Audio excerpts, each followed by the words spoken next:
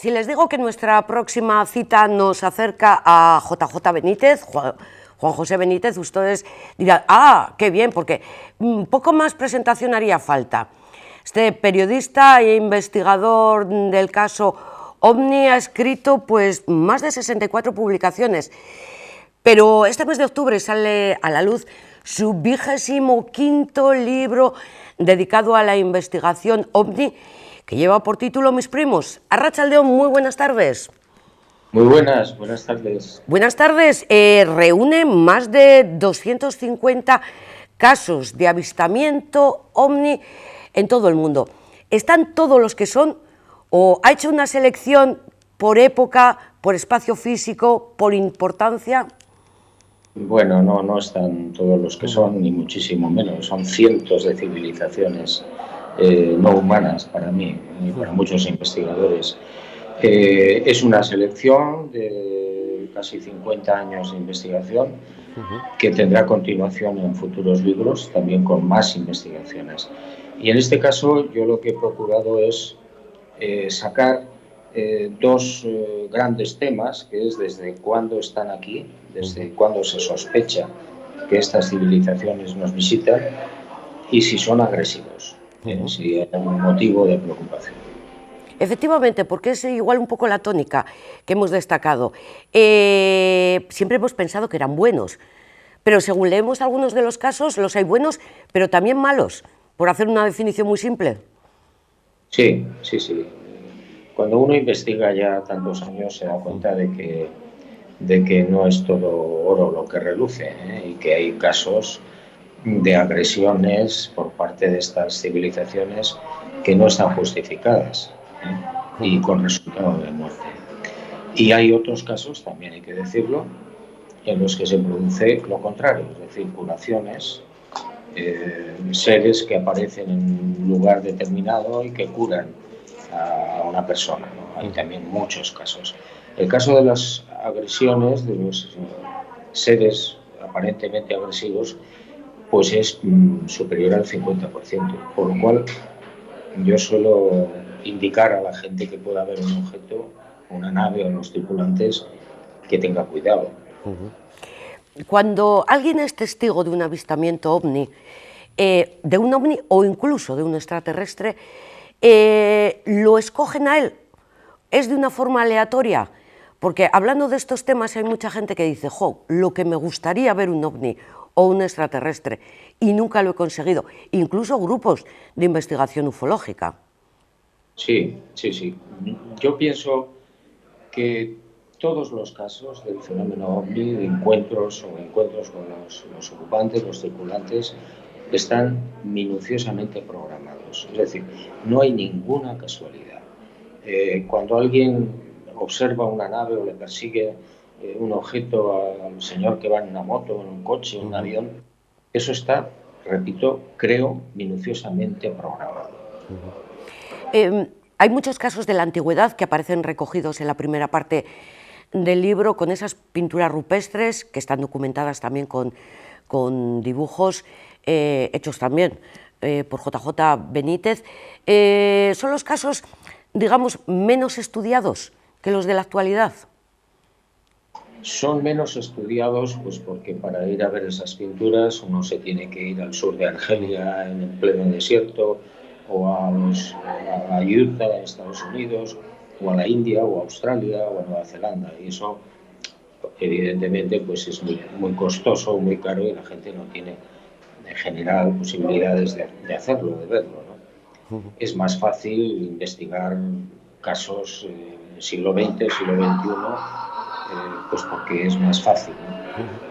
Hay un caso que destacas en el libro, que es el caso Lenz, porque hay un apartado pues, bien dedicado al de los pilotos, al de la aviación, y además lo reflejas al final del libro como que es uno de los que más te ha llamado la atención por la documentación explícita que existe. Sí, bueno, el caso de Miguel Lenz, que ya está retirado, era general del Ejército del Aire Español.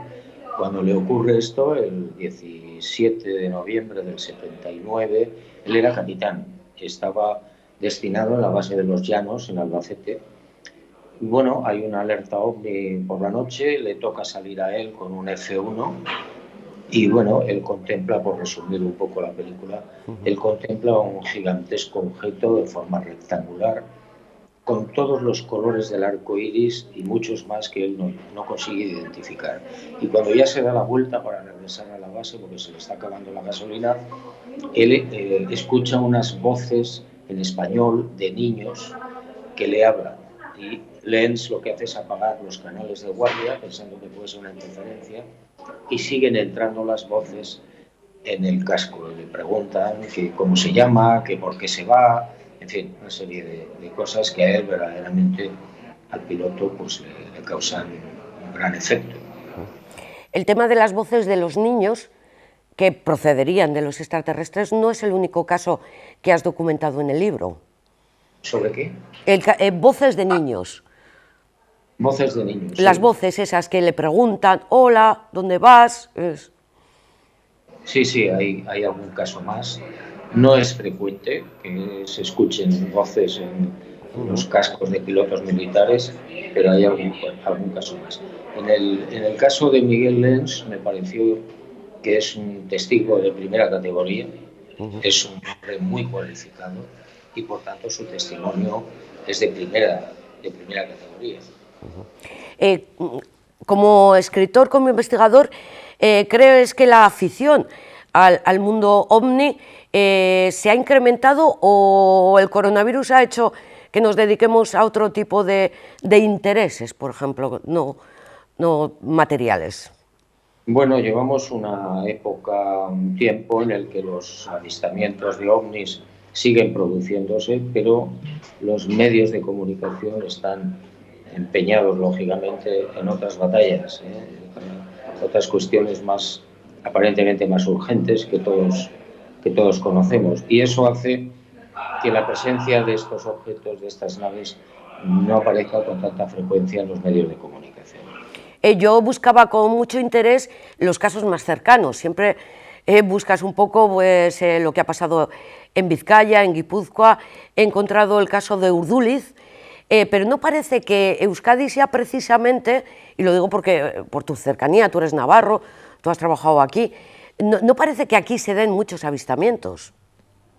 Bueno, últimamente no hay tantos avistamientos como los pudo haber en los años 60, 80, 70, que fueron auténticas oleadas, ¿no? Y el País Vasco no se libró de la visita de estas civilizaciones para nada. Hay casos espectaculares. Te recordamos de la época de la Gaceta del Norte. ¿Cómo la recuerdas tú? Bueno, yo recuerdo en fin, son recuerdos muy gratos. Cuando yo empecé a trabajar en la Gaceta del Norte en el año 1972 como reportero y estuve prácticamente hasta el año 79, tras la muerte de José Mari Portel, que era nuestro jefe de local, pues yo opté por dejar el periodismo activo. Y dedicarte al mundo de la investigación. Además de investigador, ¿has sido también testigo de avistamientos? Sí, en 4 ocasiones yo he podido ver estos objetos con claridad y con cercanía y en 2 he podido hacer fotos.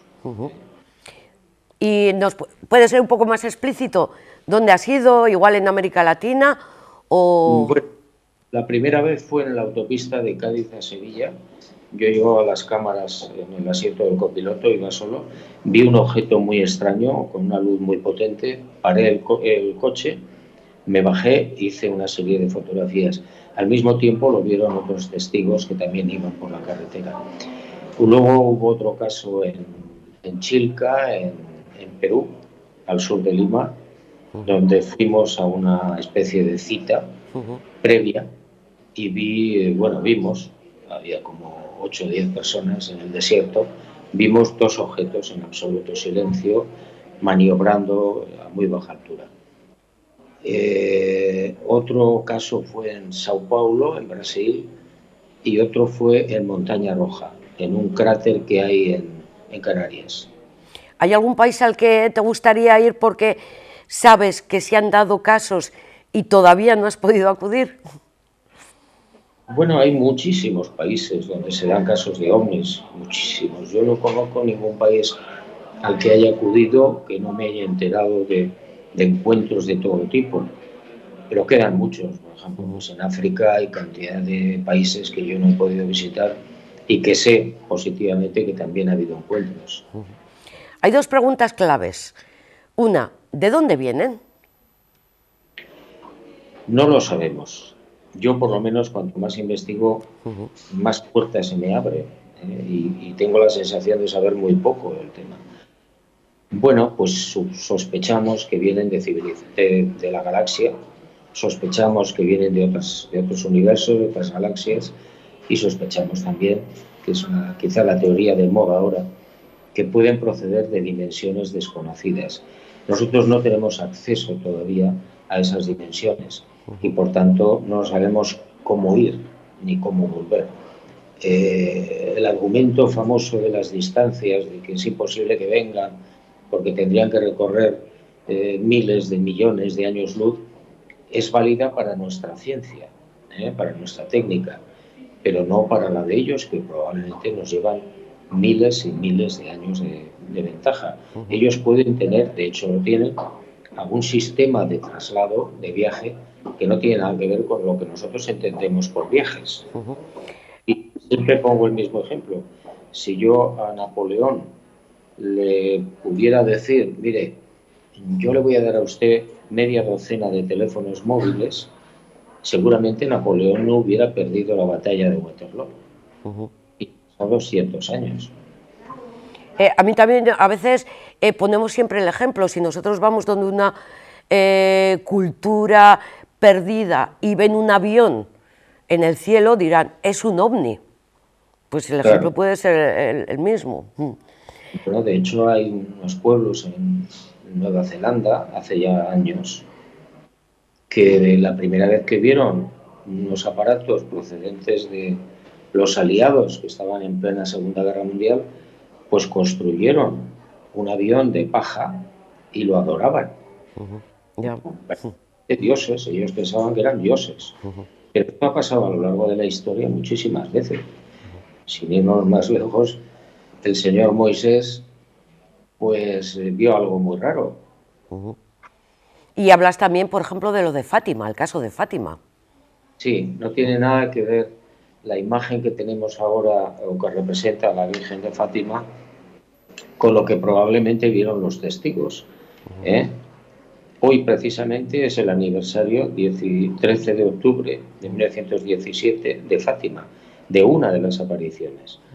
Y lo que cuentan los testigos es que era la persona o el ser que se presenta a estos niños, era una criatura de 1,20 m, con un casco en la cabeza y con una capa tipo armiño, de cuadros blancos y negros, y pantalones a juego bombachos, con una esfera en la mano. Claro, esto no tiene nada que ver con la imagen tradicional que nos ha pintado la Iglesia, ¿no? Eso fue una manipulación, otra más. Es verdad, a veces nos dan a conocer que los extraterrestres son pequeñitos, otras veces muy altos y muy rubios, otras veces incluso con cara de lagarto. ¿Todo eso es así? Es así. Vamos a ver, la tipología que conocemos hoy dentro del fenómeno ovni, la tipología de los tripulantes, es muy variada. Si digo que hay cientos de tipos de tripulantes, me estoy quedando corto. Son muy altos, muy bajos, de grandes cráneos, con extremidades superiores e inferiores, casi a un 80% son humanos. Y hay otro porcentaje muy alto también, casi un 20%, donde no son humanos. Otra de las, no sé cómo definirlo, leyendas urbanas, no. Pero lo que sí se comenta es que todo el desarrollo de Internet, todo esto de las nuevas tecnologías, proviene de ellos, por algún caso que se ha generado últimamente, y de esas naves se han extraído esa tecnología que ahora utilizamos nosotros. Pues probablemente sí. Hay un caso muy famoso ya y muy conocido por la gente y la ufología, y es que en julio del año 47 se produce la caída de una nave en Nuevo México, en Estados Unidos, cerca de una población que se llama Roswell. Bueno, ahí hubo 600 y pico testigos que vieron la nave estrellada y a las 4 criaturas pequeñitas de grandes cráneos que estaban junto a la nave. A la semana aparecieron los militares y se la llevaron. Se llevaron la nave estrellada y se llevaron a las criaturas. Mataron a una, otra estaba muerta y quedaron vivas una, me parece, o dos. Bueno, los militares desde ese año, 47, están investigando el interior de esa nave y extrayendo todas las tecnologías que podamos imaginar. Y así de repente aparece en el mundo la fibra óptica, los chips de los ordenadores, la visión nocturna, el láser, en fin, toda una serie de hallazgos que los militares norteamericanos se ocupan de que aparezcan como descubrimientos que han sido arrebatados a los nazis. Es el famoso Área 54, ¿no?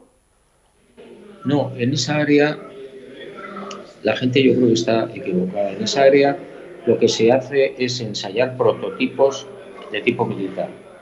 Pero la nave famosa de Roswell y los tripulantes, las criaturas, están en otro lugar. Te formulaba antes la pregunta de dónde vienen y la siguiente es ¿qué buscan? Y sobre todo, ¿por qué no se dan a conocer públicamente, diríamos? No sabemos exactamente qué buscan. Es decir, se les ve recoger muestras, se les ve llevarse el ganado, se les ve acercarse a las personas. Sospechamos que lo que está pasando es que son exploradores o científicos que están aquí haciendo algún tipo de labor. Pero son sospechas, no lo sabemos con seguridad. ¿Salvar el planeta, quizás? Yo no lo creo. Ellos, me parece a mí, que tienen prohibido la intervención oficial pública. Por una razón muy simple, porque si lo hicieran, acabarían con nuestra civilización. Es decir, queramos o no, si una civilización te lleva 1000 años, o 10.000 años, o 1 millón, esa civilización superior técnicamente absorbería siempre a la civilización inferior, cosa que nosotros ya hemos hecho en las conquistas. Por tanto, yo creo que eso lo tienen prohibido. No deben intervenir jamás de manera pública, oficial, en un planeta o en una civilización teóricamente inferior. Es verdad, ahora que está tan en auge todo el tema de la colonización, la hispanidad, tiene sentido el no utilizar, digamos, ese argumento. Y aprovecho para comentarte que todo lo que yo estoy oyendo con motivo de la hispanidad y de que la leyenda negra española no era cierto, eso es falso.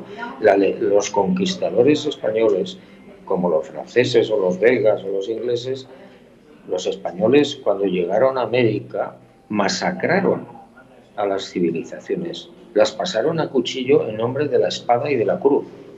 Y eso basta con leer los libros de los vencidos, que los hay, para darse cuenta que no es ninguna exageración. Sí, sí, no, efectivamente, eso es la colonización. Una última cuestión, sé que tienes muchísima prisa, pero hablábamos de si eran buenos, de si eran malos. ¿Te gustaría, cómo le dicen, ser abducido? Hombre, si hay billete de vuelta, sí. Pero eso no, nadie lo asegura, ¿no? No. ¿Esto de la escritura automática realmente da resultados? Bueno, pues te llevas muchas sorpresas, sí, sí. A veces sí da resultados. ¿Por qué el título de Mis primos? Y aprovecho ya prácticamente al final para preguntarlo. Bueno, pues es una pequeña broma. Realmente, entre los investigadores, cuando nos dirigimos a estos seres, hablamos de estas civilizaciones, pues hablamos medio en broma de que son nuestros primos.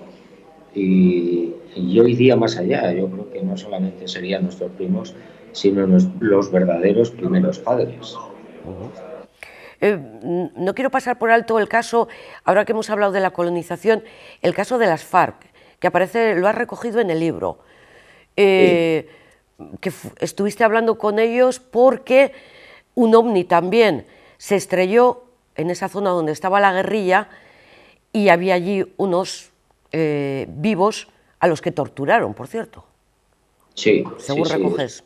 Lo contó uno de los guerrilleros que participó en la historia y en resumen lo que ocurrió es que los capturaron a 3 vivos que pensaron que eran norteamericanos, no hablaban inglés, no hablaban nada, los torturaron y este guerrillero, que fue el que me lo contó, esto ocurrió en el Tupumayo, que es al sur de Colombia, pues terminó pegándole un tiro en la cabeza al tercero y me contaba que la selva entera se volvió de color azul.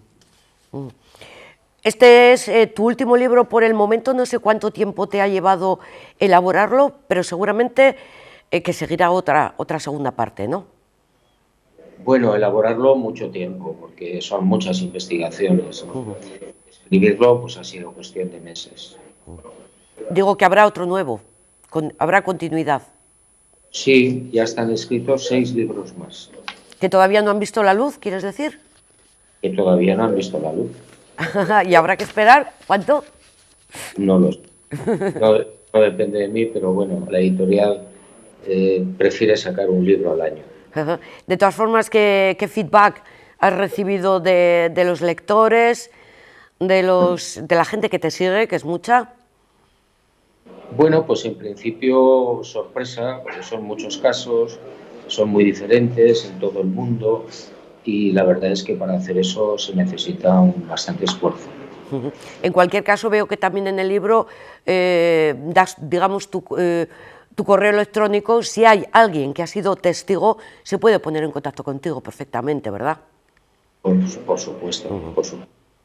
Muchísimas gracias, mucho ánimo, JJ Benítez, si nos permites llamarte así, y estamos encantados de haber leído tu libro y de leer los próximos. Un beso muy fuerte. Muchas gracias. Gracias.